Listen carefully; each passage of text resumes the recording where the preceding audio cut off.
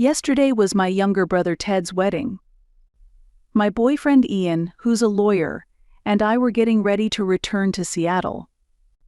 Before checking out of the hotel, I opened my banking app to pay the hotel bill, but the number on the screen froze me in place. Ian, my voice trembled. What is it? My account, $8,400 is gone from my account. Gone? What do you mean? Ian looked over my shoulder at the screen. I pointed at the number with a trembling hand. There was over $10,000 here last weekend. Now there's only $1,600. Ian frowned and took my phone. He quickly checked the transaction history and saw a series of unfamiliar transfers. $2,000 toward a credit card payment under my sister Amelia's name. $4,000 to an account under the name of her husband, Nicholas. $2,400 to my mother's account. All of it was done last night, while I was in the shower. I was at a loss for words. I didn't make these transactions. Someone accessed your account. Ian's voice was low and edged with anger. Anna, we need to contact the bank immediately. As we came down to the hotel lobby, my mother called. The timing was strange. Anna? Thank you for yesterday. Ted was really happy. Her voice was as normal as ever. Mom, I need to ask you something. I tried to sound calm. There were several $1,000s transferred from my account yesterday. Do you know anything about that? After a brief pause, she laughed brightly. Oh, that! It was actually less than I expected. Her words froze me. What do you mean? Amelia said so. She saw your account had more money than she thought, so we decided to split it. My mind went blank. Nicholas said you always have money, but no real use for it.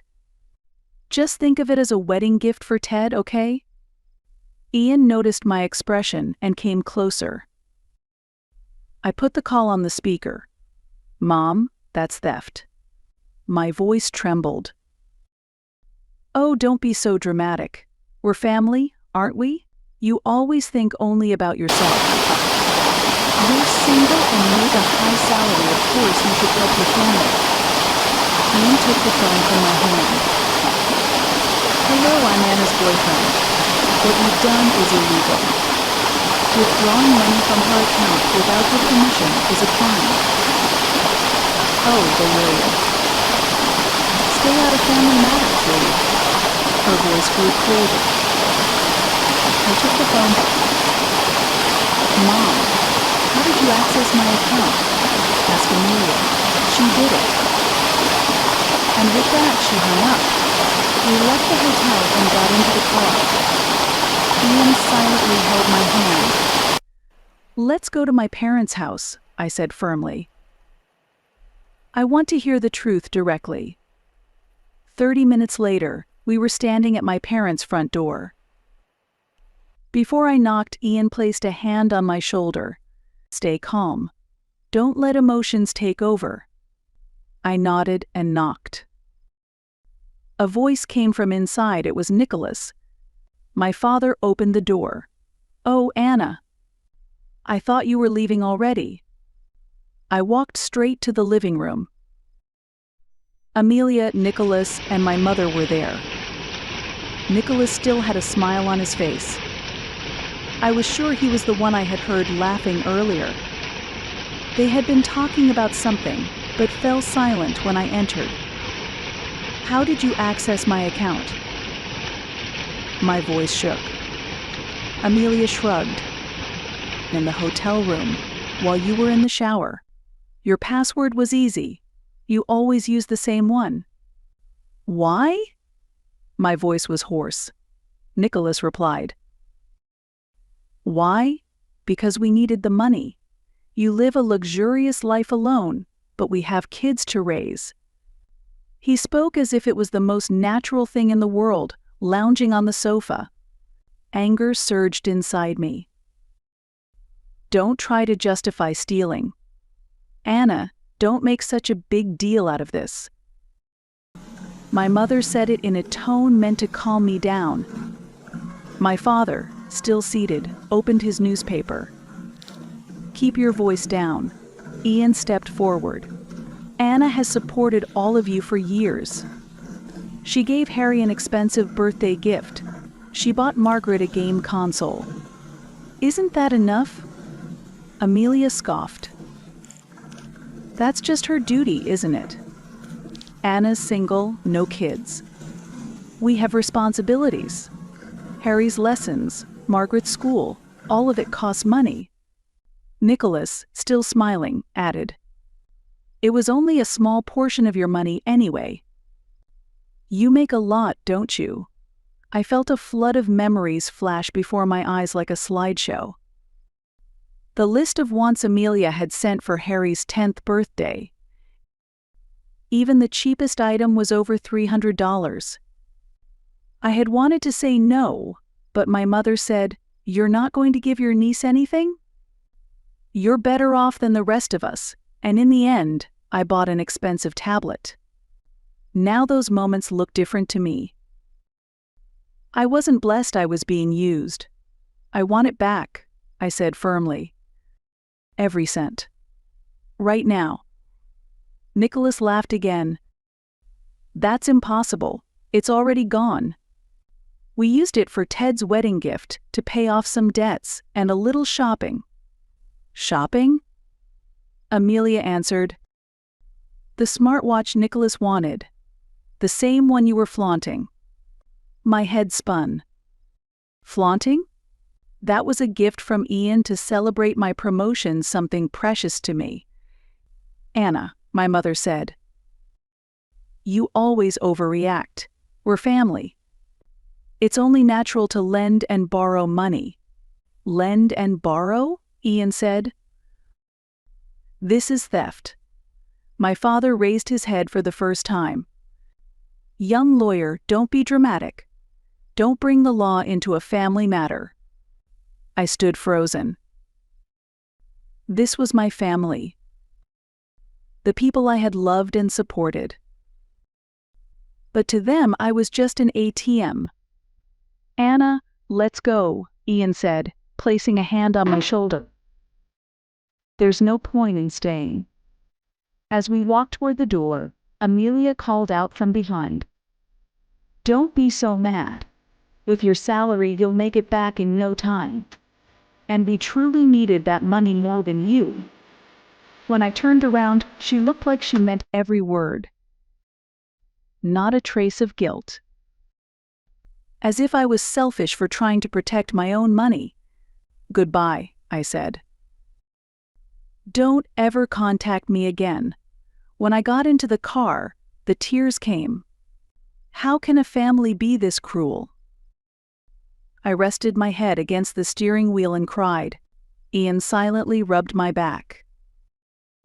Anna, I wasn't joking earlier. This really is a crime. What they did is illegal access and theft. But they're family.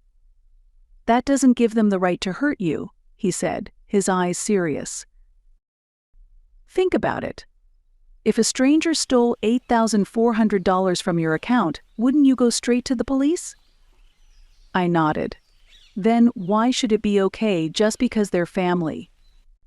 If anything, they should be the ones protecting and respecting you. His words echoed inside me. On the way back, we decided to stop by Ted's apartment. He was supposed to leave for his honeymoon soon, but said he was still packing. When he opened the door, he looked tired. Anna? What's wrong? I thought you'd already left. What happened? Looking at my face, Ted seemed to sense something serious had occurred. $8,400 was stolen from my account. Amelia, Nicholas, and Mom and Dad seemed to be involved. Ted's face was drained of color. What? While I was taking a shower at the hotel, Amelia apparently used my phone to transfer the money. Ted silently held his head in his hands. No way, he was at a loss for words. I knew Amelia and Nicholas had been talking about money a lot lately. But I never imagined they'd do something like this. Mom and Dad said not to worry about it, because it was a wedding gift for you, Ian said quietly. Ted looked up, eyes filled with anger. I didn't know anything. I never asked them to do that. Anna, please believe me. I do, Ted. I'm not blaming you, I said, placing a hand on my brother's shoulder. What are you going to do? Ted asked nervously. I don't know yet, but I can't just let this go. Yeah, what they did was wrong, he said, choosing his words carefully. But if possible, please don't do anything that will break up the family. I'm not the one who broke this family, I said coldly. Ted gave a small nod. I know, it's just, he trailed off. Anna, we should get going, Ian said, trying to ease the tension. Ted walked us to the door and gave me an awkward hug. Anna, I'm really sorry. I wish there were more I could do. I gently patted his back. I didn't want to ruin your wedding. My wedding isn't as important as how you feel, Ted said, though his eyes showed hesitation. He was torn, wanting to protect me, while also trying to maintain his ties with the rest of the family. Back at our apartment, we sat in silence for a long time. Ian was in the kitchen making coffee, occasionally glancing at me. Feeling any calmer? He asked, handing me a mug. I nodded silently and said in a trembling voice, I can't believe this. That this actually happened. I never realized they were using me. Ian held my hand. Because you're kind. Because you trusted your family. But this time is different. They accessed my account without permission and stole my money. Ian thought for a moment. Anna, this is clearly a crime. You have the right to take legal action. You mean report them to the police? My own family? Yes, they're the ones who did something wrong. Not you. The next morning, Ian left early saying he had some things to look into. I stayed home from work and spent the whole day in the apartment. In the afternoon, Ian returned. Take a look at this, he said, carrying a large file. He spread it out on the living room table, materials on financial crimes, and a detailed guide on how to gather evidence of unauthorized access. I consulted with a colleague at my firm who specializes in financial crime, Ian explained. According to her, financial exploitation by family members is more common than we think. Single high-income earners tend to be targets. I flipped through the documents. Is all of this really necessary? They're my family. Ian looked serious. Anna, what they did was a crime. If you don't do anything this time, they'll just do it again. And next time it could be for even more. So what should I do? First, we collect evidence, he said. Bank statements, signs of unauthorized access, past transfer records, all of it. From that day on, I began reviewing my financial records for the past 3 years in detail. I sorted everything chronologically: bank statements, transfer records, emails, text messages. There's so much, I said in disbelief, opening the file. Just in the past year, the total amount I had sent or loaned to my family exceeded $15,000. The list went on and on. This isn't normal, I said as I looked at the list. This is one-sided exploitation. Another thing I noticed was the pattern in how they asked for money. They would start with sweet words, and when I hesitated, they'd say things like, "We're family," or "You're more fortunate than us," to make me feel guilty. And finally, they would end with blame. "You're selfish." It's mind control. Over the weekend, Ian brought over a lawyer friend. Her name was Sonia, and she specialized in financial crime. Anna, this is a clear case of financial abuse. Just because their family doesn't make it acceptable. But, think about it. If this were about Ian, and a stranger had stolen $8,400 from his account, what would you tell him? I'd tell him to report it to the police. And what if it were his parents or siblings? I fell silent. A crime is a crime, Sonia said. Being family doesn't mean they get a free pass. In fact, because they're family, it's an even deeper betrayal. Her words pierced my heart. Ian spoke quietly. Anna, I'll support whatever decision you make. But you're not alone. We're in this together. Because I love my family, I have to stop their behavior. They don't respect me. They ignore my feelings and have betrayed my trust. I made up my mind. Ian, let's do it. I'll report this to the Financial Crimes Division. He exhaled with relief. You're making the right choice, Anna. We scheduled an appointment with the Financial Crimes Division. The officer in charge was a woman named Taylor, Ms. Moore. Please tell me the full situation, she said.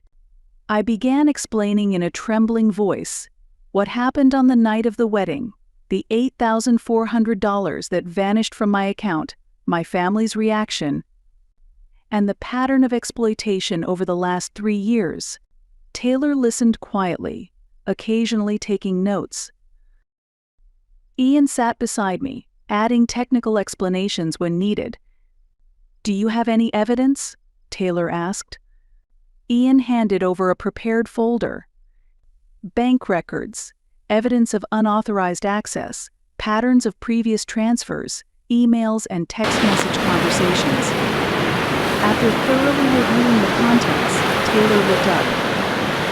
Ms. Moore, this is clear evidence of financial crime. There are signs of unauthorized access, theft, and possibly long-term financial abuse.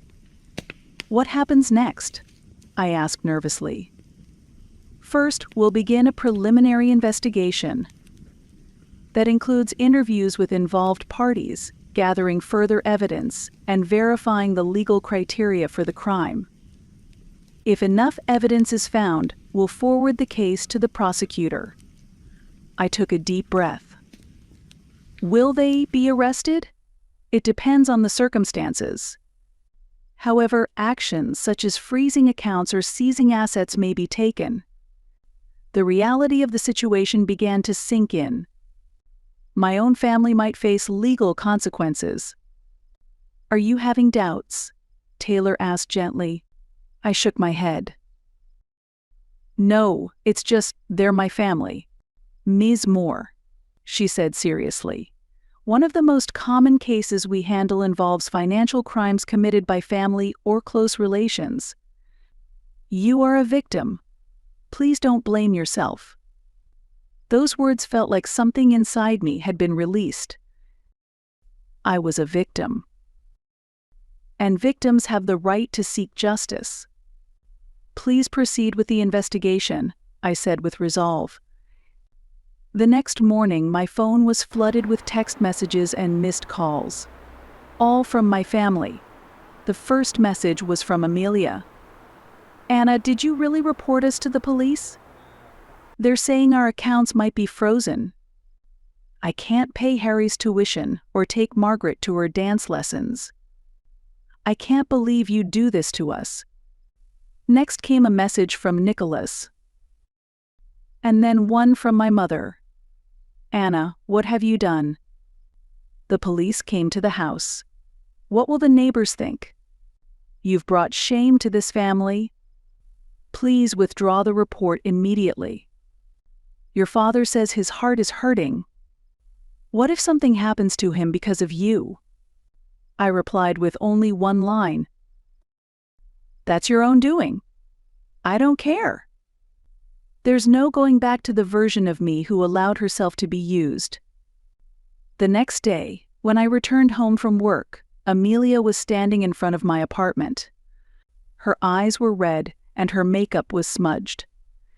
"Anna," she shouted the moment she saw me.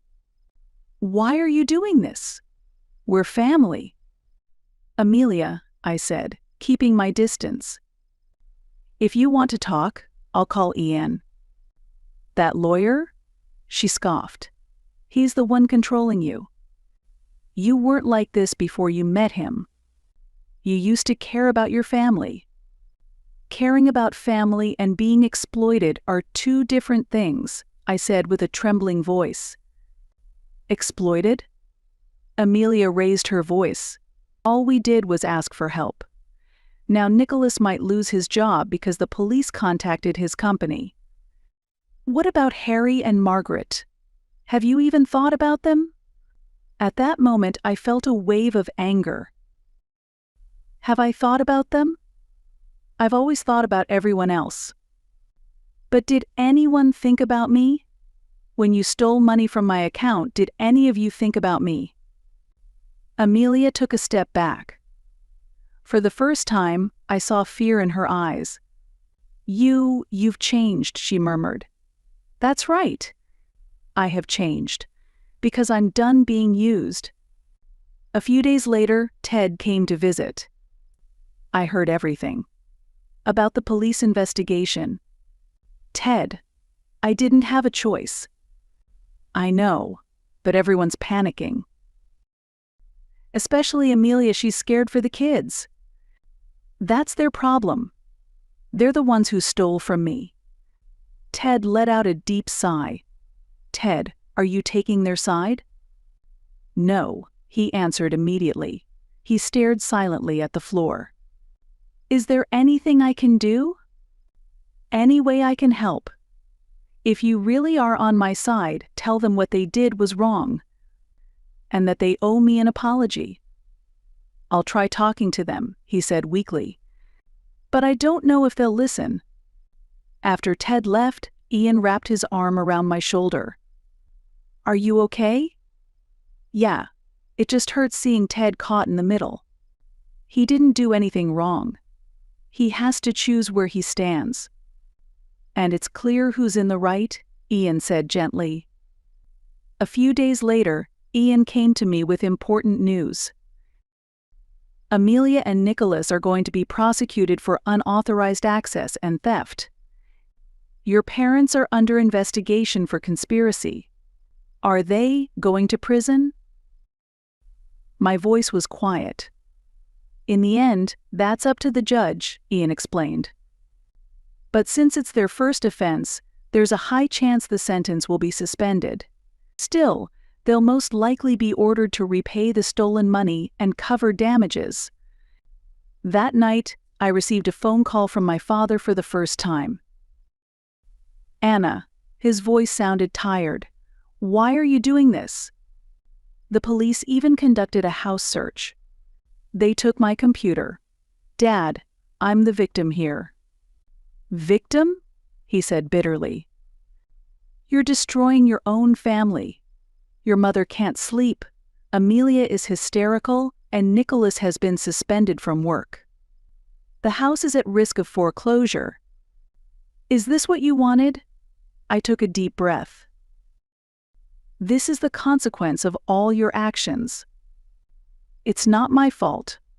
There was silence on the other end. "You're no longer our daughter. You betrayed this family, and you're not welcome back." After the call ended, I collapsed to the floor. I wanted to cry, but no tears came. Instead, a strange sense of release spread through my chest. His words hurt, but at the same time, it felt like the chains that had bound me for years had finally broken. That weekend, Officer Taylor contacted me again.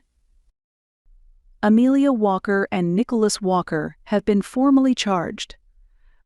As for your parents, due to insufficient evidence, they will not face criminal charges.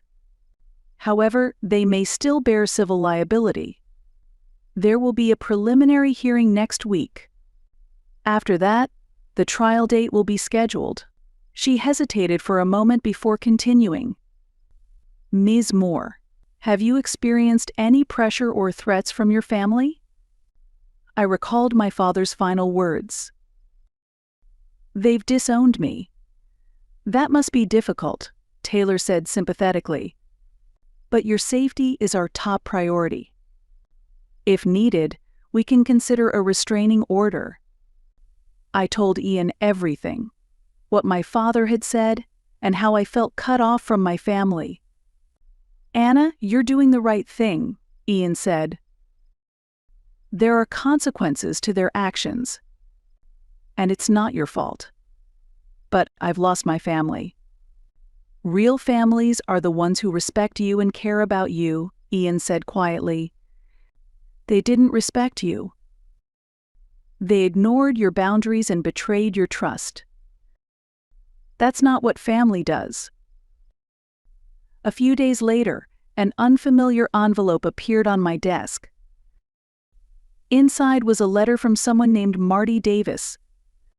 I remembered she was Nicholas's cousin Amelia's husband's relative.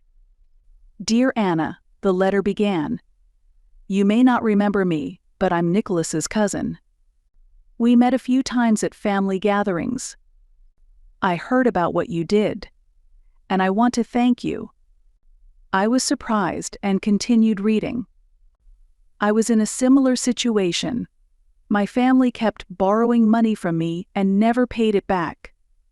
And when I refused, they called me selfish. But hearing that you stood up for yourself gave me courage. I realized I have the right to set boundaries and say no. Thank you for your bravery. Holding the letter to my chest, I felt for the first time that what I had done was right. It wasn't revenge. It was an act of self-protection. And it was something that had empowered others like Marty. Over the weekend, Ian said, I want to take you somewhere special, just for a change of pace. He drove me to a beautiful lakeside spot outside Seattle. It was sunset, and the lake glowed orange beneath the setting sun. This place is gorgeous, I said in awe. Ian took my hand and led me to a dock by the water, where a small table and candles were set. What's all this? I wanted to make today special, he said with a smile. We enjoyed a delicious dinner, and as the stars began to appear, Ian suddenly stood up. Anna, he said, kneeling before me and pulling a small blue velvet box from his pocket. My heart started to race. These past few weeks, I've seen how strong and brave you are, Ian said seriously. You stood up for yourself. That's not easy. But you did it. He opened the box, revealing a simple but beautiful diamond ring. Anna Moore, will you marry me? Let's start a new life together, a new family. Tears rolled down my cheeks. They weren't tears of sorrow, but of release and hope. Yes, I said in a trembling voice. I'll marry you. I may have lost my blood family, but I was given the chance to create a new one. And this time it would be a healthy relationship, one built on mutual respect. The investigation period ended, and the court date was set. A few days before that, I received an unexpected message.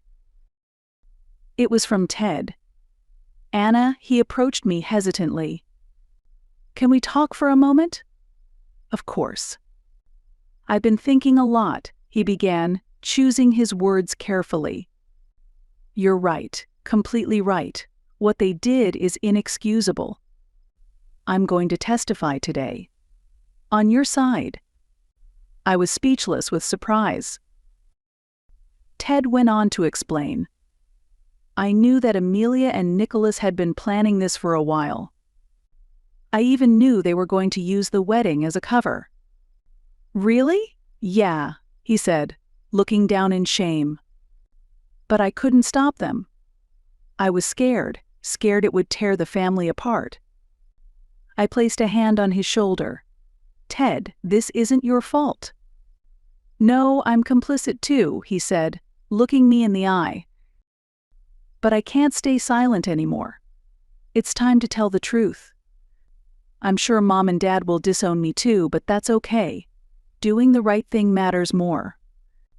In court, Ted's testimony became the deciding factor. He testified that our parents had also been involved in the plan, and that Amelia and Nicholas had previously planned similar borrowings multiple times. The day of the preliminary hearing arrived. Amelia and Nicholas appeared with their lawyer. Their faces were stiff, and the looks they gave me were filled with anger.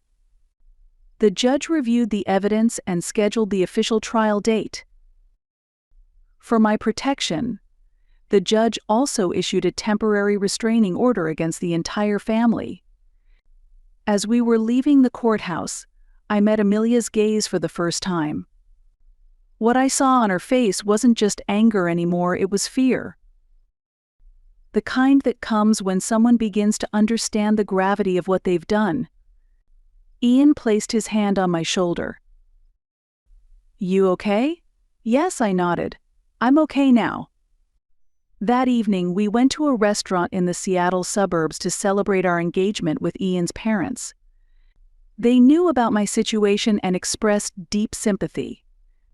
"You're part of our family now," Ian's mother, Estella, said. "Family means taking care of one another and treating each other with respect."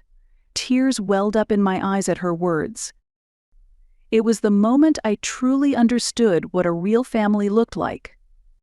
As we left the restaurant, Ted was waiting outside.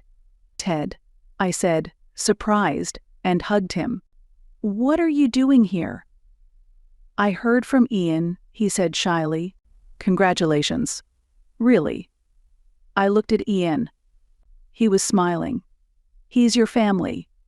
Your true family." "Ted, what will you do now?" I asked with concern. "I'll be okay," he answered confidently. "I'm planning to find a new job. In Seattle." "In Seattle?" "Yeah," he nodded. "I want to be close to you, as a real family." His words filled my heart with warmth. I hadn't lost everything. I still had my brother Ted, and I was beginning to build a new family. A few weeks later, I received another message from Marty Davis. This time, it was an email. "Dear Anna, thanks to you, I've started reclaiming my own life. Your courage inspired me to say no to my family. I didn't take legal action like you did, but your story is reaching many people. You helped me realize that we don't have to silently endure exploitation just because it's done in the name of family." After reading her email, I took a deep breath. The knowledge that my actions were giving others strength filled me with warmth. And then the official trial began. Amelia and Nicholas pleaded guilty during the arraignment. Their lawyer requested a suspended sentence, citing financial hardship and the presence of children. The judge considered all the evidence and mitigating circumstances before delivering the verdict. The defendants are hereby sentenced to 3 years of probation for the crimes of unauthorized access and theft. They are ordered to repay the stolen amount of $8,400 and pay $5,000 in damages for emotional distress. Furthermore, they must comply with a 5-year restraining order prohibiting contact with the victim. As I left the courthouse, I felt unexpectedly clear and calm. This wasn't revenge. It was justice. And it was self-defense. That night, the local news covered the case. Under the title, "The Reality of Financial Crimes Within Families," my case was introduced anonymously. It became a trigger for raising awareness about financial abuse committed by family members. After the broadcast, messages began appearing in my social media inbox. Strangers shared that they, too, had suffered in similar situations. "Thank you for your courage. You've given me the strength to stand up." Messages like these poured in. Ian smiled beside me. Look, Anna, you're becoming a symbol of hope for so many people. 60 days passed after the verdict, and the payment deadline came and went. Then surprising news arrived. The court's orders had been enforced. Amelia and Nicholas's bank accounts were frozen. Some of their assets were seized to cover the damages. In addition, Nicholas's company terminated his employment. The reason was his conviction for financial crime. According to one of Ian's colleagues, their house was now at risk of foreclosure. Because of the court's enforcement, they could no longer pay the mortgage. The day after the restraining order was issued, more news broke. Nicholas had been officially dismissed by his employer due to the criminal charges. Ian's colleague also told us their house was in danger. With their bank accounts frozen, the mortgage could no longer be paid. Apparently, my parents were facing similar circumstances. Hearing all this, guilt briefly flickered in my chest. But I quickly recalled Ian's words. This is the result of their actions. It's not your fault. At last, I felt like I had reclaimed myself. I could feel my life moving in a new direction, freed from the chains once labeled family. This time, I would build bonds with a true family,